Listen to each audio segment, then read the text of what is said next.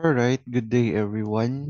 So this time we will be focusing our discussion with the composition of the Earth's internal structure.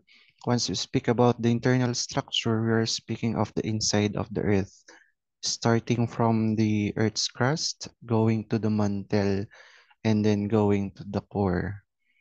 All right, so those are the basic layers of the Earth's interior, the crust, the mantle, and then the core.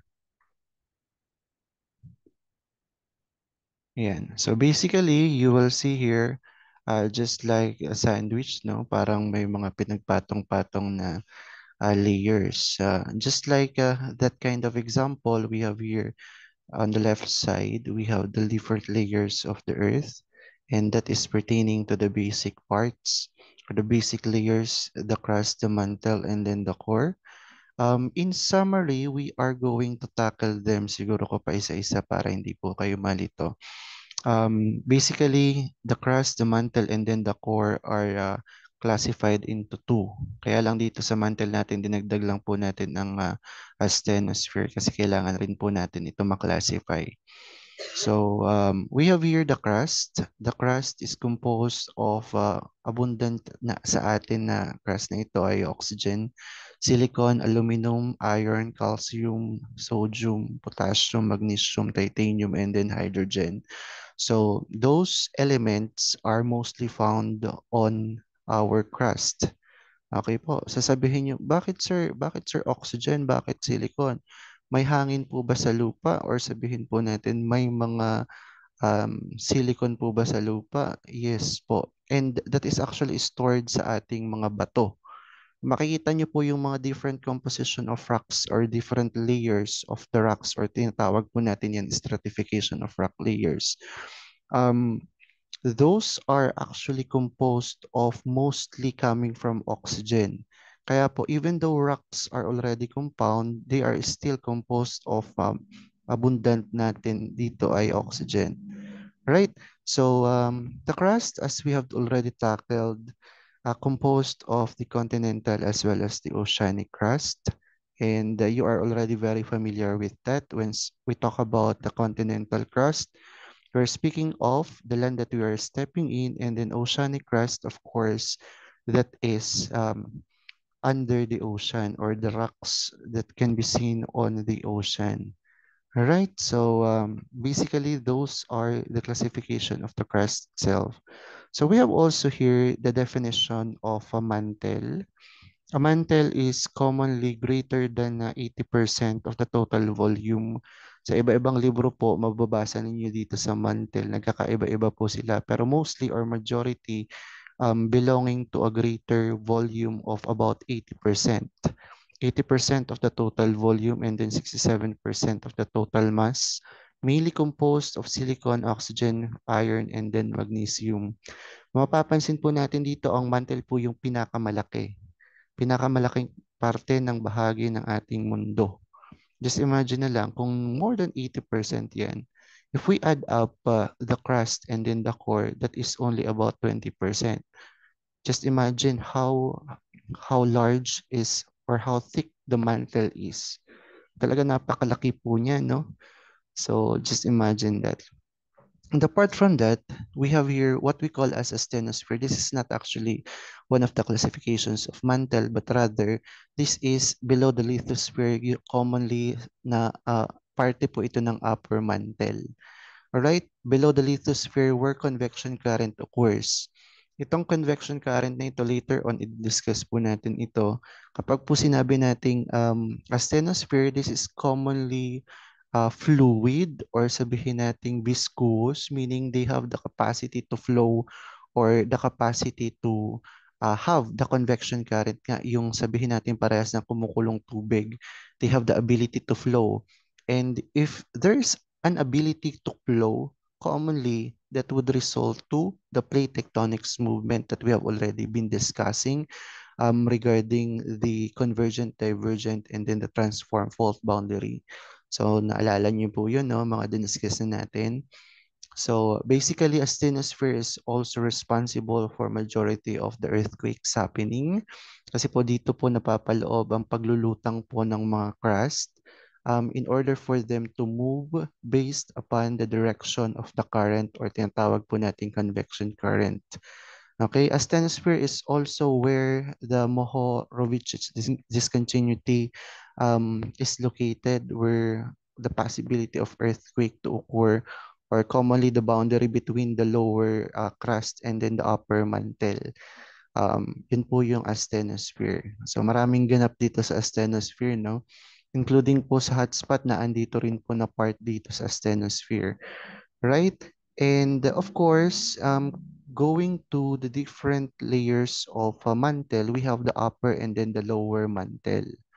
Right? So, ang upper mantle po ay considered to be less dense. So, meaning po, mas lesser ang ano niya, tendency na lumubog as compared sa lower mantle. But to tell you, this is similar in terms of the elements composition. Kung nakikita niyo po dito, we have silicon, oxygen, iron, and then magnesium.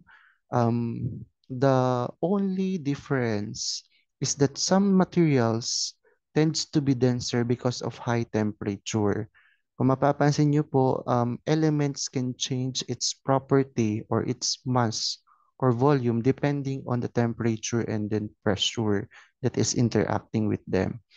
Okay po, so titingnan po natin dito, medyo napaka ano lang po ng mantle, no, napakababa lang. O sabihin natin, yung upper mantle po ay 670 kilometers lang, just below our earth or the crust. While the lower mantle, nagre-range siya up until 2,230 kilometers depth. Ganun po yun kalalim. Imagine niyo 1 kilometro lang nga, napakalayo na, no? Or just imagine 670 and then 2,230 kilometers depth, right? So let's proceed now to the core. The core has two major elements that are present here.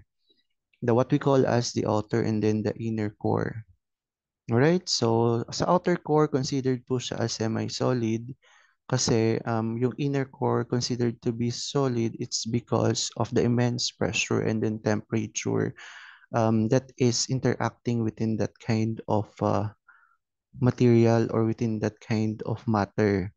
So dito rin po nagkakaroon yung mga tinatawag po nating mga magnetic field na sa sobrang pressure, they will create a magnetic field that is also responsible for the planetary motions or the planetary alignment that we have um, on our solar system. So, kung mapapansin nyo, di ba, umiikot din, nagre-revolve po yung mundo natin, rotate din po yung mundo natin around the sun. Um, in its own axis rotation and then around the sun, yung revolution niya, it's because of the electromagnetic, what I mean, the magnetic field that is also interacting upon them. Right? So, commonly, we have outer and then the inner core. Sinabi natin kanina, ang outer core is considered to be a semi-solid. Kasi po, they are, sabihin po natin, mas ano siya mas malayo na sa inner core. And commonly, they will start to liquefy. Kaya po, yung solid kanina sa inner core, magiging kaunting solid na lang siya. Merong tendency na to flow here sa outer core. Alright, kung mapapansin nyo rin po, mas malaki po yung outer core as compared sa inner core. And usually po, mas mainit po yung um, inner core as compared to the outer core. One of the trivia that I can give to you is of course, itong inner core na ito, na 5,000 degrees Celsius, ay kasing lakas ng init ng corona ng sun. Alam niyo ba yung corona ng sun? Yung outermost layer ng sun. So, sabi daw nila, kasing init daw po nito yung outermost layer ng sun. Just imagine kung ano na lang yung core ng sun, no? Napaka-init na talaga. So that's it talking about the crust, the mantle, and then the core. Let us proceed to other details of the crust. So alam na natin na ang crust ay outer side or outside portion of the earth. and mainly composed of the continental and then the oceanic crust. Oceanic crust, alam niyo na po na siya po yung lumulubog, siya po yung denser, siya po yung mas compact, siya po yung mas mabigat, siya po yung siya na lahat. And siya po yung nagko-cause din ng ano, no, subduction. Right, siya po yung lumulubog. While the continental crust is yung chillax-chillax lang, no? Or less dense natin, sabihin po natin. And commonly, one of the different characteristics of the two is yung oceanic crust is made from basalt rock and then yung continental naman ay made from the granite rocks. So, another concept po yan na kailangan nyo pong malaman.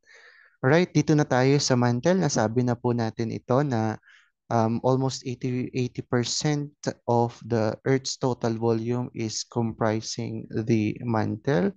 And then 67% of it is its mass. Alright, so pag sinabi nating lithosphere naman, ito yung entire crust and then top solid portion of the mantle. Yun po yung tinatawag nating lithosphere. Sa baba po ng lithosphere, nakikita na po natin yung tinawag natin kaninang at asthenosphere, whereas this is a very viscous, mechanically weak, ductile, and forming, which is also responsible for the convection current or movement of the plates that's happening.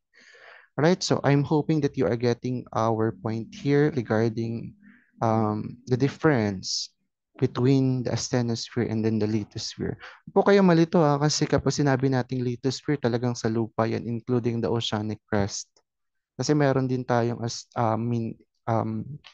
atmosphere, which is also responsible for the air, for the air, for the coverage in terms of different gases involved in our air. And we also have hydrosphere for our water. Lahat ng mga oceanography studies are being done sa hydrosphere. So sa lithosphere, pag sinabing lithosphere, automatic po niyan, we are talking about the crust. Right? So the core, ito sinabi na po natin na ito, na core na ito, we have two major layers or sublayers, the inner core and then the outer core. Kapag po sinabi nating inner core, they are in a solid state because of the immense pressure and then temperature, while the outer core, of course, is in liquid or semi-liquid state or semi-solid state. So mainly composed of iron and nickel, both are composed of iron and nickel. So yun po yung ating kailangang malaman um, sa crust, sa mantle, and then sa core. Now, talking about this one, on the right portion of your screen, the different discontinuities that are presently available sa ating illustration dito. So kapag sinabi po natin discontinuity, this is actually the separation of the different layers that are found in our illustration. Halimbawa, dito sa lemon discontinuity, yung pinakababa, yun pong pinakababa na lemon's discontinuity, that is actually the separation between the inner core and in the outer core. Kaya nga sinabing discontinue or discontinuity, meaning to say na di-discontinue na po yung a particular layer by means of that kind of discontinuity. All right. You have to take note also that that is not perfect, no? Hindi yan perfect na circle or hindi yan perfect na bilog. There are times na pwede yung maging zigzag depending on the chemical processes that's happening on that particular layer. And then we have also here the Gutenberg discontinuity, the separation of outer core and then the lower mantle, a Ripetti discontinuity, the separation of upper mantle and then the lower mantle. And then itong Mohorovich's discontinuity, separation of the lower crust and then the upper mantle. And then Konar discontinuity, the separation of the upper crust and then the lower crust. Commonly po, dito sa Mohov discontinuity, dito po nangyayari yung ating mga earthquakes, no? So dito po masyadong naapektuhan ng vibrations or ng ground ang crust. Kasi po naandyan din po si asthenosphere. Alright, so if you have any further questions, you can type your questions on the chat box sa atin dito. para at least natin makita rin po natin kung ano po yung mga katanungan ninyo. So if there's no questions, can try to end the session for the Earth's internal structure. So thank you so much for listening. Have a wonderful day. Bye.